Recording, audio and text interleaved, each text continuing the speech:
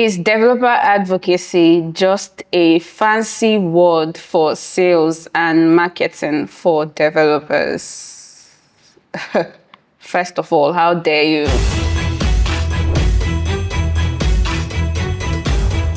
Hi, my name is Linda Ikechukwu, and I'll be giving great answers to questions about developer advocacy from the internet. First question, I am currently a technical writer at a fintech.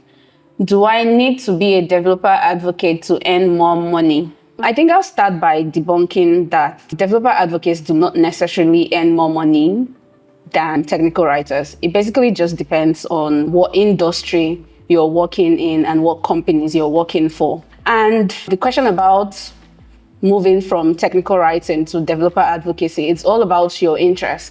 Technical writing kind of like encompasses just one skill or a major skill, which is interpreting technical products to docs.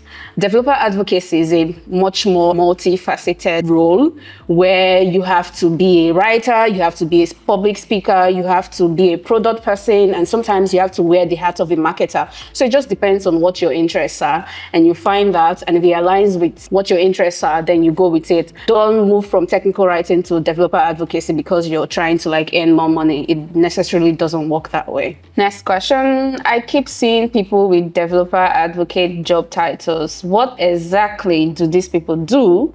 Why do companies hire them? Explain to me like I'm 10. So, developer advocates act as a bridge between a company, their product, their engineers, and the technical users. Companies hire developer advocates when their offerings are technical products that will usually be used by developers, software engineers, or any technical profession. So they hire developer advocates to become educators and help people understand how to use these tools and adopt them into their own environments and their own infrastructure. Developer advocacy compromises of 3 core skills. You'd usually hear people say there are things like the 3 C's of developer advocacy. And you have the content, community, and code. You're creating educational content to help this technical audience discover how they can adapt this tool or this product into their workflow and become successful or solve a problem with it. And then you're also building a community around that product. And sometimes you would also have to write code to build demos and show people how these things will interface with their own environment and their own infrastructure. This one says, the AI hype is in full swing. Software engineers are worried. What happens to developer advocates? Generally, I don't think AI is at that point where it's going to take anybody's job. And right now, when we talk of AI, we're majorly talking about large language models like ChatGPT, Claude AI, or like Gemini. Those things are not at the point where they are taking anybody's job, but the most important thing is that if you don't start learning how to use these AI tools, it's quite possible that others who are using these AI tools to become much more productive and have faster outputs might take your job. So it's not seeing AI as an enemy. It's not your enemy. It's a tool like any other tool out there that helps you become more productive. So start making use of it. This one says, what are the most important tools and subscriptions for developer advocates? Well, developer advocates use the same tools that software engineers use: VS Code, your code editor, productivity tools. I use Notion a lot. I plan my workday on Notion. You will have your community platform, Slack, Discord. Top of my head, yeah, those are the top 3 I can think of. Usually whatever software engineers use, and then depending on how your products are built or how you test it out locally, if you're using Kubernetes or stuff like that, you'll have more products and tools on your personal device. This next question says, do I need to know how to code to become a developer advocate? Yes, please. You're interfacing with engineers and developers. You're teaching developers how to build things and use tools in production, or for their proof of concept apps. So yes, please, you do need to know how to code. Why do developer advocates travel so much? Seems like a dream job. Do the companies sponsor those trips? Like I mentioned, the job of a developer advocate is to raise awareness about a product and drive adoption with educational content. And sometimes, where do you find multitude of developers? It's in conferences or meetups. It's usually part of a developer advocate's job to go to these conferences and try to network and speak to engineers or developers about their company's offerings or something related to the market that they operate in. To the question of if companies pay for these trips, yes. Or it could be the conferences themselves or the meetups themselves paying for the developer advocates to come speak at their event. And when that happens, they have budgets to take care of their speakers. Sometimes, as a developer advocate, most of my talks are not always necessarily promoting my company's products. Your talk should be actually very educational, regardless of whatever your company's product is. It could revolve around that market with one or two mentions of it, but it shouldn't be about it. And when that happens, conferences would normally pay their speakers to show up because they are paying for your expertise. They are paying for you to come and present and teach about this concept that is not related to your company's product to a group of developers. But in the case where it's a sponsored talk that mainly revolves around your company's product, then it's the responsibility of your company to shoulder the expenses for that trip. This question says, is developer advocate only a senior role or some kind of management role? Both. And I say that because the same way you have grades in software engineering and whatever role, product management, designer, you would have a junior designer, a senior designer, and intermediate designer, if that applies. And like a design manager, that's the same way you would have in developer advocacy. For companies with mature developer advocacy teams, you would have a junior developer advocate, a senior developer advocate, and a DevRel manager, or what you might refer to as a developer advocacy manager. So yeah, applies across all levels.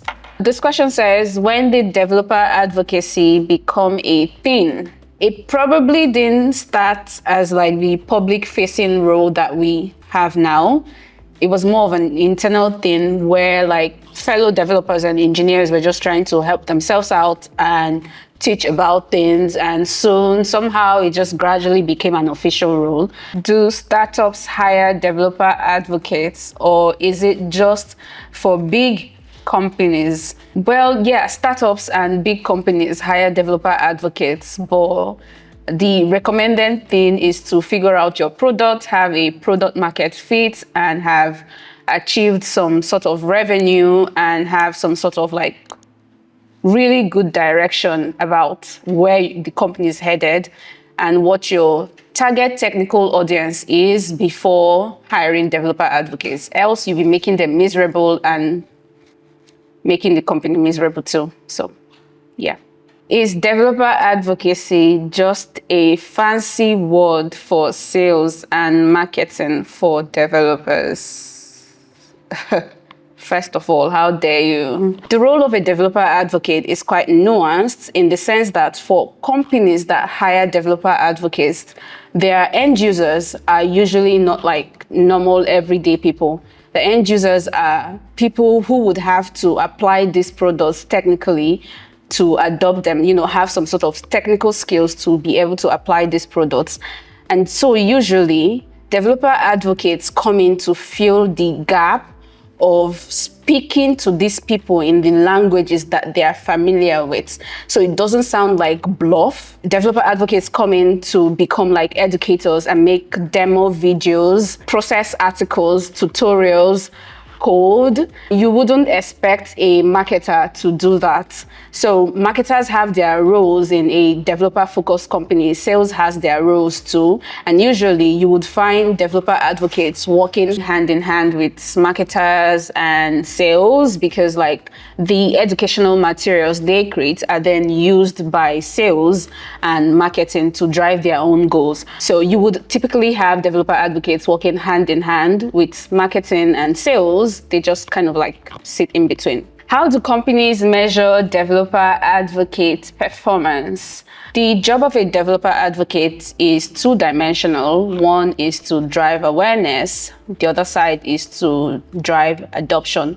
So usually, developer advocates are gauged based on these two factors. In awareness, you would have top-level metrics like number of views on content that you create, traffic, and stuff like that. For adoption, you would then go further down the funnel to look at how many views or what percentage of this traffic is now getting further from the content that you've produced down into the marketing or sales funnel. How many people are reaching out to try a demo from the content that you've put out? How many people are reaching out to speak with sales or read something else from the content that you've put out? So there are top level metrics and then bottom level metrics. And sometimes you can actually gauge the performance of a developer advocate from feedback from the community and users. People that work in sales in my company come back and tell me that, oh, hey, this stuff you created, our prospect just mentioned that they read this and that was what prompted them to reach out. So there's direct feedback and feedback from like analytics. This is my favorite question. You know why? Because I've looked at it and it's about a topic that I really like talking about. Developer advocates travel a lot. As a digital nomad, how do you plan trips, book flights, and shop around the world? Oh, thank you for asking that question. Planning trips, I usually do all my planning on Notion. I book my flights with Skyscanner, Google Flights, look for cheapest flights or like whatever flights align with my itinerary. Shop around the world. And sometimes I have to mention that, you know, we're Nigerians, we have sometimes our traditional cards just have problems working, and it's really great to have Grey USD card because that's what I use to pay for my flights and book my hotels on booking.com and shop around the world. Usually after my trips, like if I go for work trips, I usually take like a week extra to spend some time in the country I'm in to just explore. And I love collecting things. I tend to collect whatever is specific to that country. I went to South Africa recently and I brought wine. I mean, minute things like coins. I have a jar of coins in my house and it just makes me happy. That's all the questions for today. Thanks for watching. Please like, share, and subscribe. Bye. Grey8 Answers is powered by Grey. With Grey, you can open a UK, US, and EU bank account from your phone or laptop for free. Receive, send, exchange, and manage multiple currencies, including stable coins, and get a virtual dollar card all in one app. Visit grey.co to get started for free.